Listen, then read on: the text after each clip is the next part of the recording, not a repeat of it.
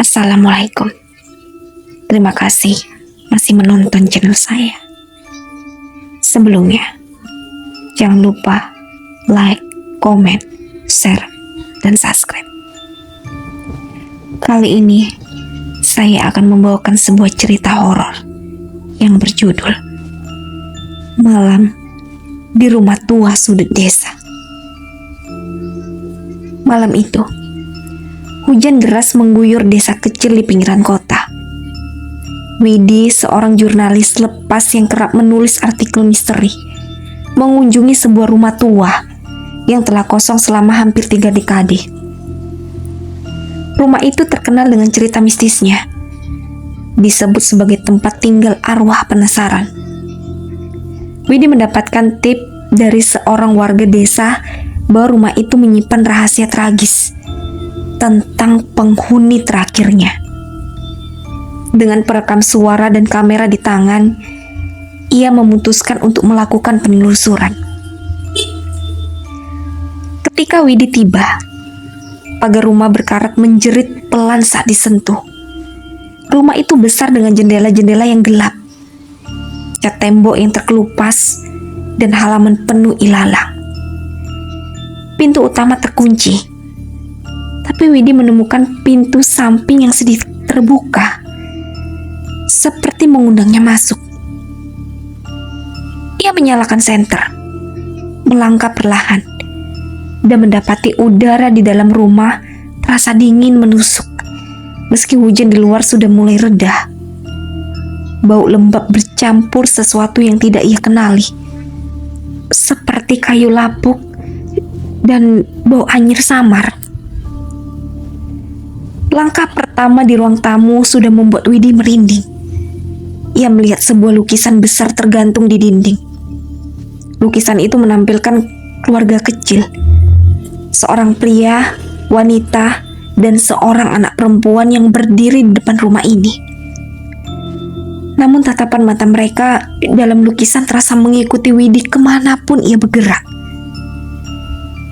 Widi mencoba mengabaikan perasaan tidak nyaman itu dan mulai merekam narasinya. Rumah ini dulunya milik keluarga Pak Surya, tapi mereka menghilang tanpa jejak. Konon, suara tangisan anak perempuan sering terdengar dari dalam rumah ini, terutama pada malam hujan deras seperti sekarang.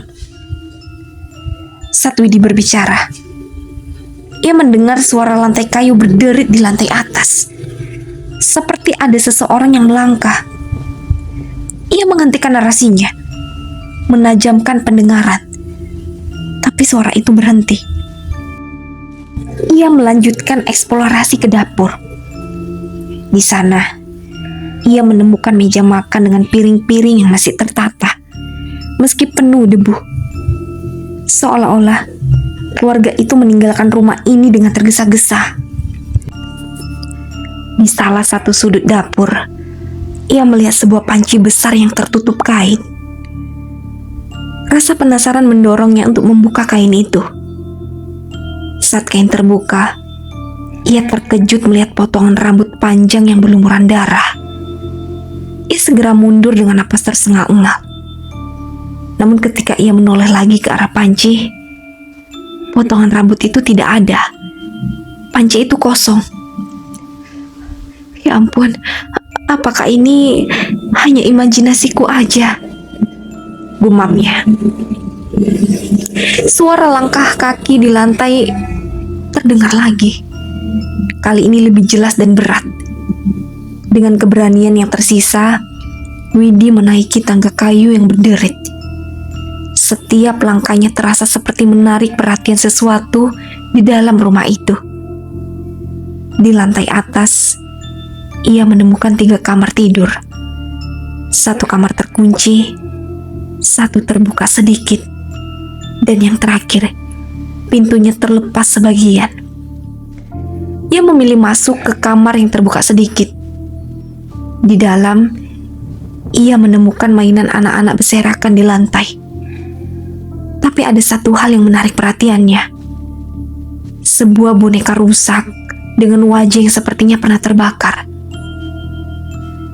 Tiba-tiba, lampu senter Widi mati.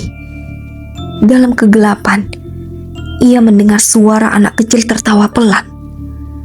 Lalu suara itu berubah menjadi isakan lirih. Saat ia mencoba menyalakan senter, ia merasa ada sesuatu yang berdiri di belakangnya. Dengan tangan gemetar, ia mengangkat kamera yang masih menyala untuk memeriksa melalui layar. Dalam rekaman layar, ia melihat seorang gadis kecil dengan gaun putih lusuh berdiri di sudut ruangan, menunduk, rambutnya menutupi wajah. Widi berbalik dengan cepat, tapi sudut itu kosong. Ia mulai panik dan memutuskan untuk keluar dari kamar. Namun saat ia membuka pintu, ia menemukan lorong yang kini berubah total. Lorong itu menjadi lebih panjang dengan dinding yang berlumuran darah.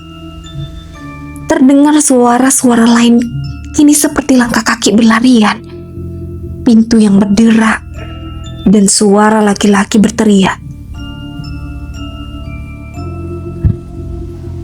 Dalam kekalutan, Widi mencoba berlari menuruni tangga, tapi ia terjatuh dan pingsan.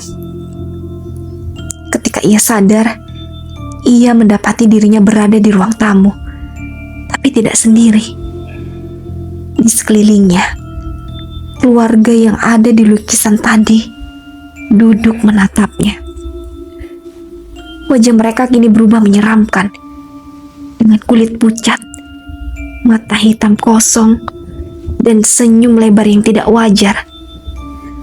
Anak perempuan itu berkata pelan, "Kamu tidak seharusnya datang ke sini." Tiba-tiba semuanya menjadi gelap. Widi merasa tubuhnya ditarik ke dalam kegelapan oleh banyak tangan. Ia berteriak, tapi suaranya tidak keluar. Keesokan harinya, kamera Widi ditemukan di depan rumah tua itu oleh seorang warga desa. Ketika warga memutar rekaman di dalamnya, mereka hanya melihat kegelapan dan mendengar suara Widi berteriak, "Tolong, keluarkan saya." Namun Widi tidak pernah ditemukan.